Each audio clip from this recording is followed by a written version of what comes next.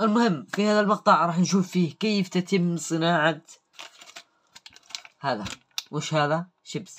اوكي، راح نشوف كيف تتم صناعة الشيبس داخل المصنع، ونشوف جولة من داخل المصنع، كيف المكونات، كيف تتم تقشيره، اوكي، من داخل المزرعة مو من داخل المصنع، لا، كيف تجي من المزرعة وكيف تتم نقلها الى المصانع، بعدين تتقشر، بعدين خلاص راح نشوف كل شيء في المقطع. فالمهم هذا مقطعنا اليوم، راح نشوف فيه كيف تصنع الشيبس او البطاطس، ما يقال له الشيبس او البطاطس، كل واحد يسميه اسم، ويمكن انا اسميه طماطم يعني شخصيا. اوكي المهم خلاص سامي صح. عموما هذا مقطع اليوم، اتمنى انه تشاركوا القناه ونضغط لايك اوكي، عارفين ايش الباقي. فالمهم هذا مقطع اليوم، يلا خلينا نبدا.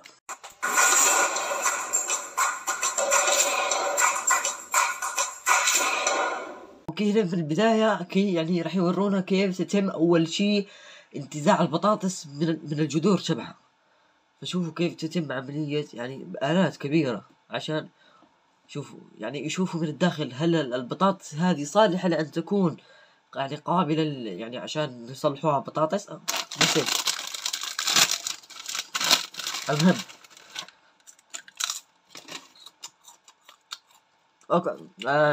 اوكي قلنا يشوفوا هل هي صفراء او خضراء. فاذا كانت صفراء فهي تنقل الى المصانع، واذا كانت خضراء وغير صالحة وغير صالحة لأن تكون يعني صالحة لأن تكون بطاطس فيرموها.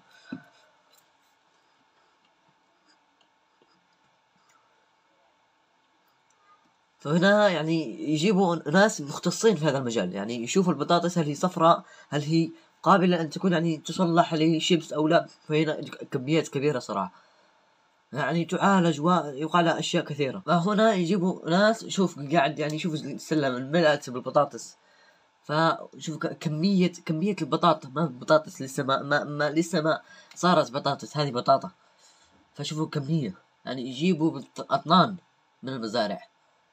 فهنا تتم عملية الغسل تبعها، يغسلوها من التربة وهذه الأشياء.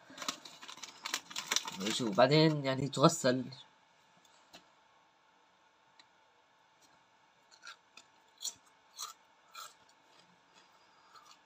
يعني لسه يعني ما انتقلنا إلى شيء آخر، فلسه الغسل الحين قاعدين يغسلوها. فشوفوا كيف يغسلوها، بعدين راح يعملوا معالجة ثانية ويشوفوها هل هي قابلة أن تكون بطاطس أو لا. شيبس، راح أقولها شيبس ما راح أقولها بطاطس. فشوفوا كيف الحين بعد ما انغسلت، شوفوا وين ندوها. اوكي هنا العملية هذه يشوفوا هل هي قابلة، يعني شوفوا خضر، هذه ما راح تصلح فراح يرموها. فايش يعني يأخذوا بعض الحبات ويصنعوها يعني غير بعض الحبات، وشوفوا هل هي صالحة او لا.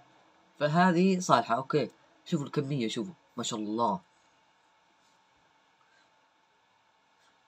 هنا كمان يعني يختبر درجة الحرارة تبعها، فلازم يعني يكون درجة حرارتها يعني منخفضة عشان تصمد في الطريق لأن تروح لهناك للمصانع. فهنا الآن ننتقل إلى داخل المصنع شخصيا هذه ما أدري ليش من وين جبتها. المهم غسلوها مرة ثانية، شوفوا عملية الغسل وعملية تنقية مرة ثانية، يشوفوا هل هي صالحة أو لا، يتأكدوا هل هي صالحة أو لا. أوكي لسه بتنقية، قاعدين ينقوها، لسه ما قشروها لسه، يعني الأشياء بالأطنان، يعني ما يجيبوا شخص. أنا كنت يعني هنا الآن عملية تقشير، شوفوا عملية تقشير الآن تتقشر إلى الحاف، راح تنصدموا من اللحف. شوفوا يعني شوف يعني رقيق جدا، يعني السمك ما مبين حتى مليمتر واحد. فشوفوا كمية تقطيعات. أنا كنت أحسب يعني من قبل كنت أحسب إنه شخص أو لا يجيبوا أشخاص 100 شخص يقطعوا البطاطس يعني الأجزاء والألحاف عشان تكون زي هذه.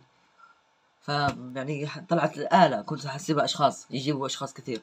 فالمهم هنا شوفوا كمية نفسه، والله نفسه، ها قلت لكم نفسه، هو هذا هو هذا.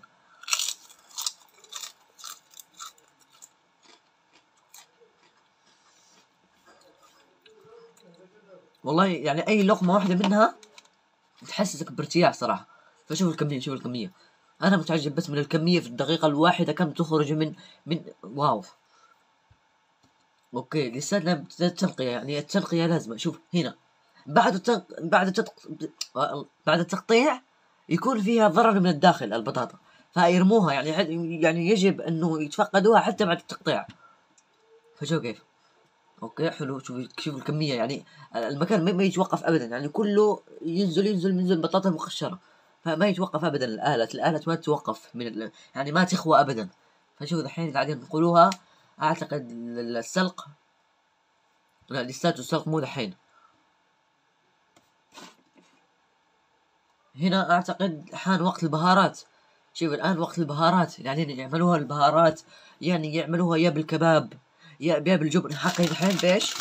والله جالي بالملح، حقين بالملح. انا اوريكم ملح. فشوفوا قلت لكم في اشكال، في المثلث، في الدائري، بعضهم يعملوا لك هاك زي سبرينج يعني يكون. فكل اشكال. هذا يشبه الدوريتوس زي انواع كثير، يعني يصنع من الذرة. فهذا الدوريتوس يصنع من الذرة، وهذا البطاطس يصنع او الشيبس يصنع من البطاطس. هنا الذرة، هنا يعني كيفية إصناع الدوريتوس المشهور، مشهور من هذه المثلثات. كوفو نفس الطريقة تقريبا. التنقية لازمة عشان ما تجيهم إبلاغ من الشركة إنه في أوساخ ولا. يعني خلينا نشوف الوحدة بس، شوف نقية ما فيها ولا يعني أوساخ. شوف كمية المثلثات. والآن حان وقت طبخ. شوفوا قاعدين يطبخوها. يعني الآلات قلت لكم الآلات ما تتوقف أبدا، فلازم التنقية. شوفوا كمية مثلث في الدقيقة الواحدة. واو لساتلي منصدم يا حبيبي. يعني واو. يعني انا متخيل بس الدخل مو الفردي، الدخل يعني للشركة، فالدخل هائل لليوم الواحد. هنا جئنا لدور الاكياس. هنا هذا الكيس الخارجي. فاوكي هنا شوفوا يتم الملء تبعها. المشكلة اللي ما يعجبني انه فيها قليل من الداخل، فهي مليانة بس هواء. هذا اللي عصبني. يعني اول ما تاخذ البطاطس تدور من الداخل هل في كثير او في قليل. يا اخي مليان هو هواء، ما له علاقه بالموضوع. بس اوكي. هنا الان خلاص يتم كل 5 حبات في صندوق، والصناديق تصير صناديق، صناديق في صناديق. المهم خلاص الان تصير يعني تدخل شواحن كبيره، وتصير الحين جاهزه الان تروح للمحلات. عموما